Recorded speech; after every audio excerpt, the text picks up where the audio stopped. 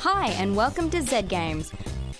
Recorded live at 4ZZZ Studios in Brisbane and broadcast nationally over the Community Radio Network, Z Games brings you the latest gaming news, reviews and interviews from across Australia and around the world. You're listening to Z Games, Australia's greatest gaming radio show, and possibly longest running. I haven't checked that, but it's probably true, right? Well, it's funny that you mentioned that, Lee, because we're actually celebrating 5 years on air. Oh, What? right now. Right now. All right. No. Yeah. Okay. Wow, I got so old. If you have a gaming radio show that is older than this one, write into us at our physical address, and then we can discuss whether you have a claim or not. But anyway, you are listening to us. We are coming to you live from 4ZZZ in Brisbane. You might be listening to us around the nation on the Community Radio Network. And in the studio for this episode, Mr. Razor. Hello. There he is, Miss Candi Payne. Hi. And I am Lee. Razor, what were we just listening to just then? Taken from the Tales from the Borderlands soundtrack, that was Jungle with a song called Busy Earnin'. Hey, it's a good song. It was is. a good song. It's a good bit in that good game.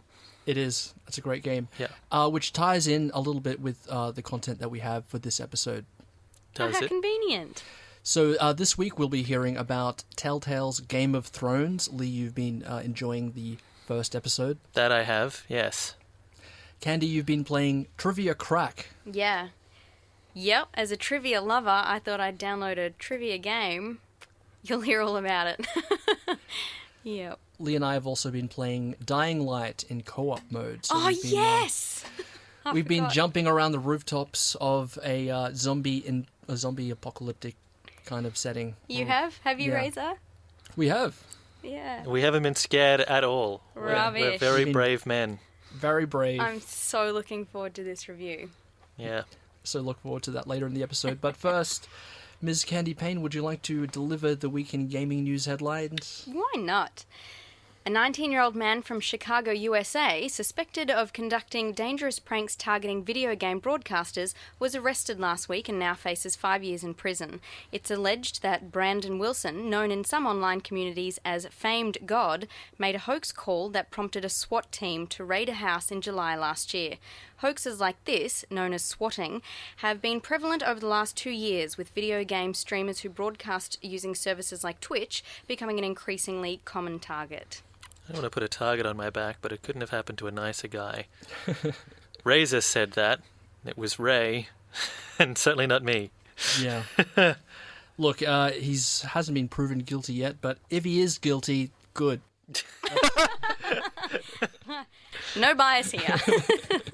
No, it's an incredibly awful thing to do to people. It's a waste of money. It's potentially exceptionally dangerous. It's just so thoughtless and inconsiderate, and you should go to prison for doing this thing. Yeah, it happens all the time. As a matter of fact, I believe there was just a case of this last week. Yeah. It's not connected to this guy, or maybe it is, maybe it isn't, but it's just a coincidence. But yeah, a guy was streaming, and then while he was streaming, the cops busted in. And his little brother was there, and his little brother had a bunch of guns pointed at him. You know, that would have been terrifying. What? But apparently, as soon as they mentioned that there was a Twitch stream happening at the moment, they were like, okay. The cops stood down and said, okay, we've heard about this. This is a known thing. Yeah, at least that's starting to happen now. But the other thing with it is that, like, the people have questioned the police about this, about why it is that people are, like, having doors kicked in with machine guns pointing into the room. They're supposed to send an officer around to investigate first, and I don't think they're doing that. If the SWAT team are blowing your door open, there hasn't been a regular uniformed officer there. The warrant doing a random check. Yeah. Yeah, otherwise they would have seen, like, the nerdy kid at his computer, with a bunch of Doritos and Mountain Dew. Tear gas him! Oh my god. Yeah. Classic arcade game Asteroids will receive a modern-day overhaul as Atari announced that it plans to reboot the franchise as an open-world, sandbox-style survival MMO. The game has been titled Asteroids Outpost and will be a PC exclusive that puts the player in the role of a miner trying to survive and scavenge for resources on the surface of a massive asteroid. I liked that they said that this game would appeal to fans of the classic game as well as new fans, as if there was any connection between the two at all. It's audacious that they should... It sounds like a cool game, but you don't need to call it Asteroids if it's nothing to do with asteroids. Yeah, no, it's beyond a reboot, really. Yeah. It's not... It's just a new game. Yeah. But it's Atari, or it's this latest incarnation of Atari, where the same thing happens to Atari every 10 years. They go bust and someone else says, Atari's back. Remember them? Remember how cool their shirts were? Well, they got a whole new Asteroids for you, and it's Minecraft in space. Get excited. Jokes aside, though, Minecraft in space. Solid idea. Yeah. Yeah. Look, I'm actually, I'm interested in whatever this game is, but I'm annoyed that that the industry is like, you can't just put out a new game. It has to be Asteroids. So that's a shame for us. Yeah. BioWare Austin announced this week that Shadow Realms, an online-only RPG featuring 4 versus 1 co-op gameplay, has been cancelled. A statement from the studio mentioned that the decision to cancel the project was made to free up resources for work on Star Wars: The Old Republic. Not happy, really. You're not happy? Yeah. Oh. It looked like a really cool game. It was like one player was the dungeon master and the 4 other players were like people going through the dungeon master's creation kind of thing. Yeah. Yeah. But I think it was... They didn't really tell us anything about it. We just knew that it was like urban fantasy, right? Mm. And there was Shadow Realms involved for some reason. I don't think that they were particularly confident in it, even when they announced it. And I'm surprised that you care, Ray, at all, because I think you might be the only person disappointed with this news. Yeah. Aw. Yeah. I know it's a big year for Star Wars. We got the new one, coming soon or whatever. Yeah. So I know it has to be done. Every time BioWare announces something, I'm excited because I still remember the old BioWare, Aw. But this is, to be fair, this is BioWare Austin, which after EA bought the Canadian studio, set this up to make the Old Republic. So it's not actually really anything to do with them. The name is the same. They have the same logo. I wish them well. I want them to. I want them to work on a new thing. I want to hear about new stuff. BioWare say they've got 2 new IP games in the works, so that would be fun. Well, that's it for this week in gaming news headlines. Thank you very much, Ms. Candi Payne. And right now we're going to hear from Lee about Telltale's The Game of Thrones. Telltale have become famous for doing episodic games. Mm-hmm. They typically do 5 episodes a season, and it plays out kind of like a mini version of a TV show with a cliffhanger at the end of each episode. Yeah, so they're pushing the adventure game genre forward, or at least they're the ones that are dominating in that sphere at the moment. And it's weird that anyone should be at all, because it had been kind of abandoned as a genre. And then with the success of the Walking Dead game, suddenly everyone started paying attention to them. And it seems like they can't really do anything wrong now. They've got a really good formula that they have applied to a bunch of different franchises. So The Walking Dead was their first of this particular type, but prior to that they'd done stuff for Sam & Max and Monkey Island, and there was a Jurassic Park game and things like that. But people think of them as really nailing this with Walking Dead. And then so the Game of Thrones game is based primarily on the TV show.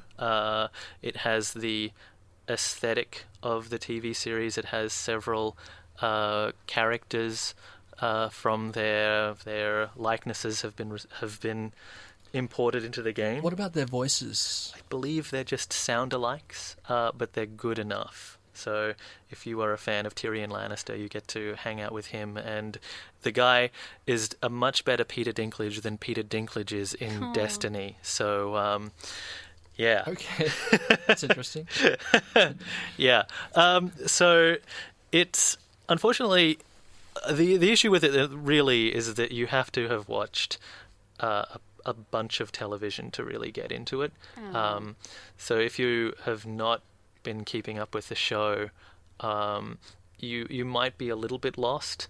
It's not crucial. You probably can, if you've seen like the first season and then have had bits spoilt by people talking about it for the last year, you will probably be able to find your place. Yeah, because that, you know what, you just described where I'm at. Yeah, right? Yeah. So, like, I watched the first 2 seasons and then just didn't have the time for it, but I know what happened in the last season, and I was fine to sit down and play this. If you know what the Red Wedding is and what that means, then you are ready to go, because that's the first thing that happens. So I'm not going to spoil anything else about the game, because it is so... It is even more spoiler heavy than their other games, just because it has to be a Game of Thrones story where stuff happens and significant changes occur from episode to episode. So is it like following on from part of like, would you get to a certain point in the TV series and then this game kind of picks up and goes from there, or is it more like you're playing through the television show? No, it's a side story that's set concurrent with the TV series. Right. But it doesn't. It's like it's not going to be influencing things in the show, and it's characters who this is their weird side venture when they're not doing. The significant things that you're seeing on TV, but you are actually playing as a family that hasn't been featured before. You're playing as the Forresters, who are a northern family that used to be loyal to the Starks. If that means something to you, then you're keeping up. But if not, then tune out if you want to. No, don't tune out. No. Keep listening. So they're basically, they were a good family aligned with the good guys, and then things went south for them, and now they're in a politically difficult situation. You are playing as you control a squire for them, as well as a son who is suddenly thrust into an important role, and you have to basically decide how to take control of this house and deal with an incoming threat, and it feels very, it is, you are a young lord having to make difficult decisions that you don't know how to deal with because you're just a kid. Like, that stuff's really good, and the sense of urgency and of impending violence permeates the whole thing, as it does the TV show. So they really nail the theme, and it opens spectacularly, that really, like, you know that you are dealing with Game of Thrones style betrayal and violence and things, turning nasty on a split second. So they've successfully managed to translate the appeal of the series into a video game, which I don't think has quite been done before. Really cool. Mm. Yeah. So you wouldn't recommend this to someone who isn't a fan of the TV show at all? Like, this is basically fans only? Is that what you're trying to tell me? Yeah, I think that if you don't resonate with the TV show, then there's, like, you might enjoy the game, but you will be quite lost, I think. Is a problem. What do you personally think of that then? Because the reason that I think Walking Dead was unbelievably amazing was because you didn't need to have read any of it. You didn't need to have seen the TV show. It had the name, but it was just a whole other story, and then it just got better and better every episode.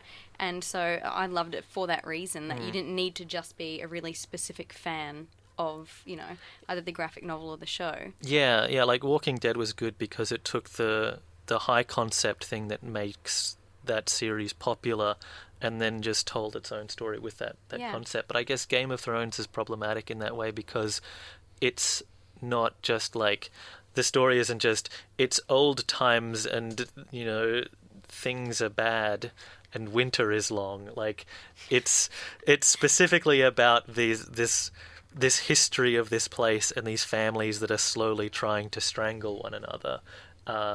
So it's not so much about a concept as it is these particular types of personalities and the way that they interact with one another. So it's a shame that it's something that I can't just recommend to anybody in the way that I could The Walking Dead. But at the same time, Game of Thrones is a really good TV show, and it is obscenely popular. So if you are like into video games, you are probably already interested in that TV show. in the show anyway. You know, like you've not watched it, but you're excited about the thing. Oh, like, just because I don't have enough hours in the day to watch every TV show that I want to. Like, it doesn't mean I wouldn't get there if I could. So my advice then to you is that one day you'll be able to catch up, and then you should play the game, and you'll really enjoy the game. Yeah. Yeah. That's it. I tell you what though, Telltale have a structure that they adhere to, and I think they are kind of hitting the limit there. They kept remaking the same game before they put out The Walking Dead, and then they nailed that style with The Walking Dead. But since then, they've just been remaking that over and over again. It's just that it's been really well crafted and well written. But I think that they are starting to hit a point where maybe they forget that there needs to be a bit more, like if they want to make it interactive, they should do so, or they should just back off. One of the things that they do is that there'll be these big cutscene sequences, and then you'll have dialogue choices, and then all of a sudden you get to make a little action, right? And sometimes it's in the middle of an action sequence, and then you're just frantically picking directions and doing stuff, and that works out really well, even though usually those sequences in other games are terrible. But everything grinds to a halt. There's a bit where you're on a horse leaving the castle for good, and a character holds out a necklace as a token for you to remember her by, and the game stops forever because you have to move your cursor over her hand and press the button that will like take that token from her. I don't need to play that. Yeah. Like, I can just watch that. It would have gone a lot. I don't feel the need to interrupt that scene to pick something up. Yeah. Like, if you want me to play a game, give me a choice. Don't just, like, wait until I've done the one thing that you need to do there. And I found that hilarious. I wanted to just, like, leave it there for a while, just so she'd be... What, leave her dangling? Yeah, she'd be awkwardly holding it out, and the main character's just there on his horse, just looking over. It's like a high five that goes unfived. Yeah. It's just the worst. Yeah. The worst. Like, that's incredibly dumb. I don't know if they were going to do something more there and then just decided to keep going with it. And there are little situations like that pop up every now and then. And as much as I'm a fan of this series and the characters, and I was grabbed by the opening sequence, I stopped playing midway through because I got bored. Yeah. And I didn't pick it up for a couple of days because there were other interesting things that I could do. I went back in though because obviously, watch the show. You know, I got to review it, and it was doing that very deliberately, because it ends on a fantastic cliffhanger, the best that I think that they have ever done. And it so suits the tone of the show and the things that the show is known for. But in order to get to that point, they actually had to slow everything right down and make you get used to the drudgery of that particular moment.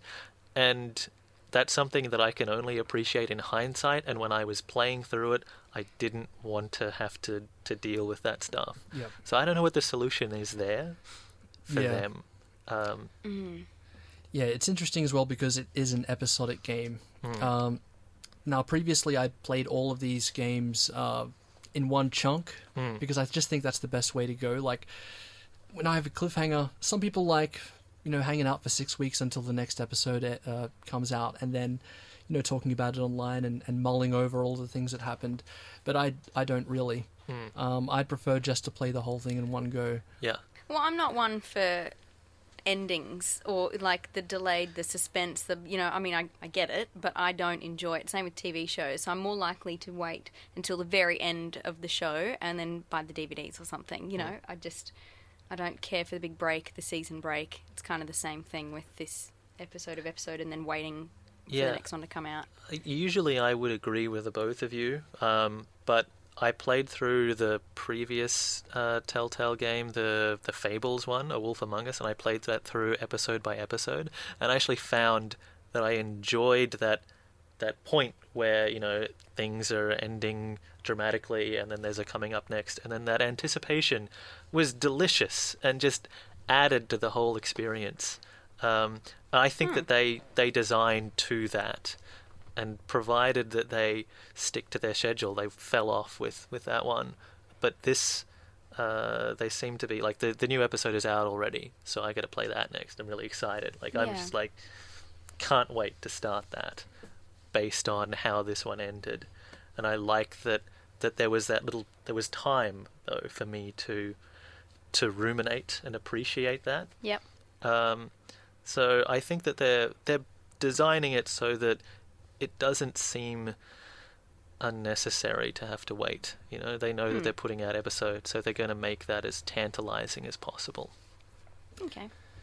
We might wait until the end of the season. Yeah. Because there's 6 episodes this season, right? Yeah. Unlike the other games, which normally have 5. Mm-hmm. So, Lee, you can give it a solid recommendation at this stage, but we'll come back at the conclusion of the season, and Lee can tell us, you know, with hindsight, whether this is an awesome game or not. Yeah.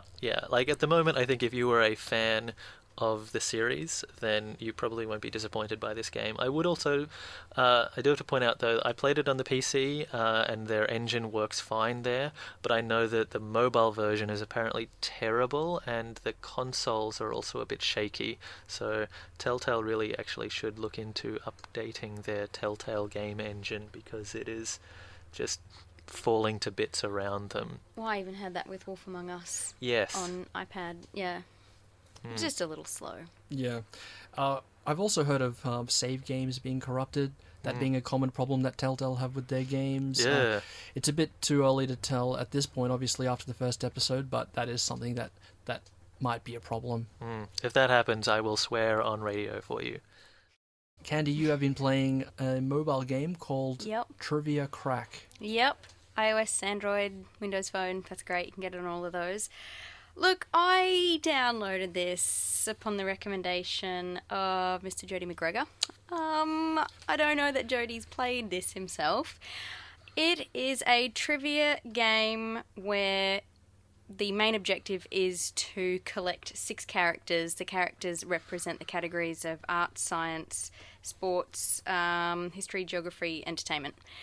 From what I understand, people around the world can submit questions because it comes up with their like little online details in the bottom right corner, and you get to rate them. Is it fun or not fun? I have been rating some not fun. I'm sorry. That is, you're allowed to play with random opponents, or you can play with friends. First of all, it doesn't give you the option to play with friends immediately. It kind of talks you very basically through the game. It doesn't actually tell you what the objectives are or how you're really playing. It just kind of tells you how to press the button to spin a wheel. The wheel goes around, you know, and it's like that old Wheel of Fortune game. It lands on the category, and then you get your question in that category. If you get it wrong, then it immediately goes to your opponent. If you get it right, you get another spin. You get up to a maximum of 3 spins before you are offered the chance to challenge your opponent and steal one of their characters, or go for the crown and win yours. If you go for the crown to win yours, you only get 1 question. If you get it wrong, you just don't get the character. If you challenge your opponent, then that's the first time that the two of you are given the same set of 6 questions, and you each take turns. When I downloaded this game, I had kind of thought that you would be able to see your players and your opponents taking turns and things like that.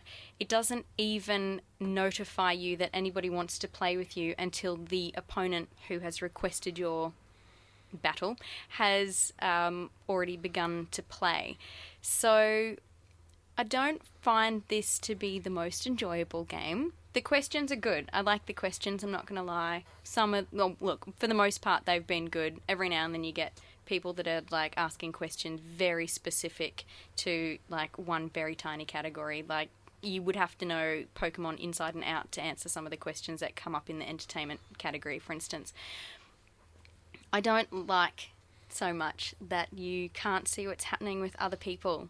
I find that disappointing in a trivia game because for me, I went into it thinking trivia is a fun thing that, you go into a room and there's lots of groups of people and everybody's shouting out answers, or, it's timed and you've got like secret sheets and you write down the answers and then everybody finds out who the winners are at the end. This is just a very much an individual, like you spin the wheel, you get a question. If you get it wrong, then it goes to the other person somewhere in the world and you've got to wait for them to get online and respond. And the whole thing's just a bit too slow and painful to be a really fun trivia game. So, yeah, it's a little disappointing. I did try it. Well, I had no choice but to try it with a random opponent to begin with. So I did that. I went through a round with a random person, and then they were taking too long to, answer yes to my request for a game. So I just gave up and got rid of them, and then found some people online that I did know via their emails. So, yeah, it was a little bit disappointing in that sense that you just feel very much alone playing this game. What about, can you have like multiple games on the go? Like, that drawing game that was popular a couple of years back? Yes, so I had 4 games going last night trying to work it out. It has an in-game messaging system as well. So, I had my sister down in Melbourne and I got her to download it so that we could try and work out how the hell to play it together. So I was messaging her with the in-game message. Then at the same time, I had my flatmate sitting on the couch next to me who also downloaded this game so that the 3 of us could try and work out how to actually play and what the objectives were, because I actually didn't even realise it until tonight. There was a side panel with instructions on how to play and what the objectives are. So it took me that long to actually work out the point of the game, which is there are 25 rounds. The point is that you just need to get these 6 characters, which I didn't know. I just kept spinning because I liked answering questions, and then all of a sudden, my flatmate has all 6 characters and I just get a notification saying that she's won. And I went, I didn't even know she was spinning. So, it's just a very weird... It's just not designed the best. Okay. Is my... Well, I think I've heard enough. Don't get that game. Yeah. Oh, look, if you like the occasional question, it's great. But you got to wait around for other people. And I just think there's plenty of other trivia apps where you can just be given weird questions and you've got to try and answer them, and it's a lot more fun. I don't think, bit of a warning, it's not for kids, but it's very bright and colourful, and it almost looks like a kid's game when you click on this colour spinning wheel, like it's all rainbows, and then there's these cutesy little characters like a paintbrush and a big globe with a happy face, and it's not for kids though, because there are questions that came into it that A, kids wouldn't understand, B, kind of inappropriate. There's a Game of Thrones question in there under entertainment. So it's not for kids, but there's no warning that it's not for children, and anyone can actually get online and submit questions. So, okay. Yeah. Yeah. Now, it is obscenely popular at the moment. Yeah. So I'm just wondering, why do you think that is? Well, I would like to know, is the popularity just because that's how many people have downloaded it because it's free and they're just giving it a go, or is it popular because it's an ongoing thing? Are people still playing, or are they basing, you know what I mean? Are they basing the popularity on how many people have downloaded it? Well, it was the most downloaded app for December of last year. Yeah. Which, I mean, there's got to be a reason for that. What are they playing that you're not? I don't know. I don't know, unless they're buying things. That's the other thing. You only start off with like 3 lives, and I didn't even know how I was losing lives, and suddenly I had no lives. And then you have to wait like 68 hours. So it's not even wait 4 hours, but you got to wait 68 hours before you get another free life. Ooh, wow. The life is That's a long so time that to you wait. can then request to play with someone. So you can't even send a person a game request, nor can you accept one if somebody asks to play with you until you have a life left. So that was great. I ran out of lives, and my poor flatmate's sitting there, and I'm like, oh, sorry, I got 6 hours to go. Do you mind waiting before I can say yes and start playing? So it's just a bit... Then, of course, there's in-game purchases, but they are ridiculously pricey. So I don't know. I don't know. I think we've seen games like this before. Drawing, Scrabble, those kinds of things, they come and go. It just seems to be that you can play with friends around the world, and that's great. And I just think it will come and go. It didn't hold my attention for more than a day. And I love trivia. All right, we've been talking about Trivia Crack. Thank you very much, Miss Candi Payne, No for worries. that review. Welcome back, listeners. This is, of course, Z Games 102.1 FM. What did we just listen to, Razor? It was Keiji Yamagawa. I love it when you try and pronounce things. Thanks. That's my favourite part of the music I'm that not we good at play. it. No, So I'm sorry about that, but that song was called Bounty Hunter. that was great.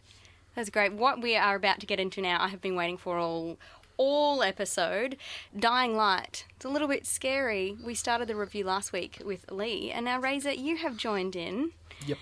But you don't like scary games. Why don't you tell us about it? Well, it's basically parkour meets the zombie apocalypse. You're in an open world. It's a huge city, and the basic gameplay is you're running around, trying not to hit the road. You know, it's kind of like a grown-up version of The floor is lava. the floor is lava. Yeah. Because the floor is actually Zombies. it's zombies just everywhere. You're So already sweating just saying you've got that. a bunch of things to do. Errands to run and people to work for, but you can't just get caught up with all the zombies that are trying to eat your brains.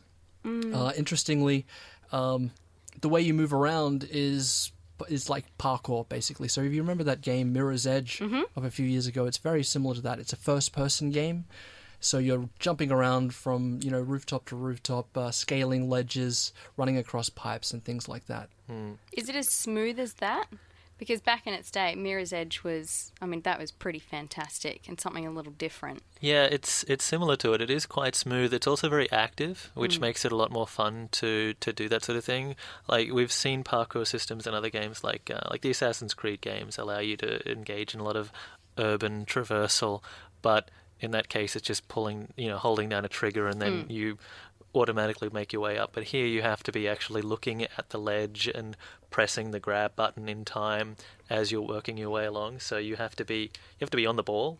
But it makes it a lot more, because you are engaged, it's a lot more fun. You don't get bored of it. And so much of the game is basically about getting from point A to point B while avoiding all of the point Z's that are waiting in between. Yeah. See what you did there. Yeah. Zombies. Yeah. But you don't get sick of that because you are constantly having to come up with new plans and figure out how you're actually just going to get across this very interestingly designed cityscape that you're in. So if you're doing all of this, do you have time to be scared or, attacked or suddenly confronted, like really unexpectedly by something behind you? Or is there any of that which makes zombie games quite scary? Yes, there's all of that. Oh, Yes. good. Inevitably, you will have to face zombies in combat. I mean, you'll just be taken to places where you can't run past them. And so you've got a bunch of melee weapons at your disposal. And this is where the other element of the game comes in, which is the crafting system. My least favourite in games. Yeah, it's actually okay done here. So, you have to scavenge around in, abandoned houses and stuff like that for parts that you use to make your weapons and upgrade them and give them special powers and abilities. Like, you can turn your dagger into an electrified dagger. So it's like half dagger, half taser. I had a machete with a flamethrower on the end of it. Yeah. That sounds fun. That's the best thing to hit a zombie with. Yeah. That sounds cool. Yeah, so the construction of those things is pretty automated because you are just scrabbling about for garbage all the time. So much of the game in between the missions is just you're running along and you can tell that there's like a shop front or something, and you just run down in there hoping that the zombies don't notice you or that they'll slowly come by, and in that time you're going through cash registers and opening old fridges and stuff, and then you have to fight your way back out and clamber back up onto the rooftops. So is it the same that you have to find an arts and crafts, not arts and crafts, this is not for children, like a workshop table? Nah, you just And make stuff build. wherever. Can you? Yeah.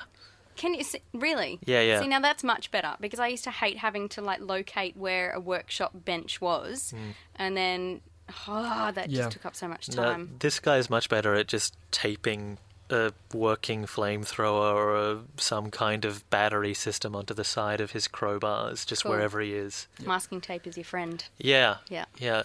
So Sorry. As time progresses in the game, it's a full day-night cycle.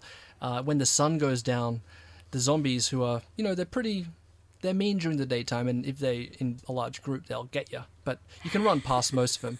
At nighttime, when the sun goes down and it's dark, and you're running around alone, the zombies actually become more powerful, and some of them take on abilities that they didn't have before, like the abilities naturally. to climb buildings. Or to chase you as well. What, like fast? Yeah, there are fast zombies. See, this I don't care for. This is not what zombies are supposed to do. They cannot climb and they don't move fast. That is what has always going to see me be a survivor in real life when this happens. Sound like you're a little bit scared of these zombies there, Candy. I'm annoyed. I feel like it's breaking rules. I mean, good on it, it's different. The point is, in real life, if this were to happen, the one thing I've got going for me is that I can climb. Yeah, I mean, here. That may be the case, but in a video game, I mean, just having brain-dead zombies that don't really react to you, that's not threatening, that's not dangerous, that doesn't make a good game. Yeah. So are you more scared in this one now, Razor? Well, it is pretty scary. Yeah, the predatory super zombies are terrifying. They're like mutated and gross, and they can clamber over things. You see them slowly moving around in the environment, and you can see them on your map, and when they're nearby, you stay down or you run inside and close the door and cry until morning. Yeah. Which is also, that's a perfectly good strategy that maybe we employed a couple of times. Yeah. Now, you might ask the question, why don't you just like sleep at nighttime, not go out? But the way they've gotten around that is by doubling all your experience points during the nighttime, so there's an incentive to go out and do stuff. Oh, but otherwise you could just go into like a bunker and sleep. You can actually choose to sleep during the nighttime, which Lee and I, in our co-op adventure, chose to do a lot. Well, we had nothing to prove. Yeah. Not that we were scared. Yeah. Do they have like safe houses or? Yeah. So you've got to clear them out because they're full of zombies. You have to make them safe and then slam the doors and stuff. Yeah, like that. Okay. Yeah. There are missions as well that will probably take you from the day into the night. We were doing one last night that Ray had started before I hopped on to play with him, and he was saying that he stopped because he was in like a creepy school that was full of zombies.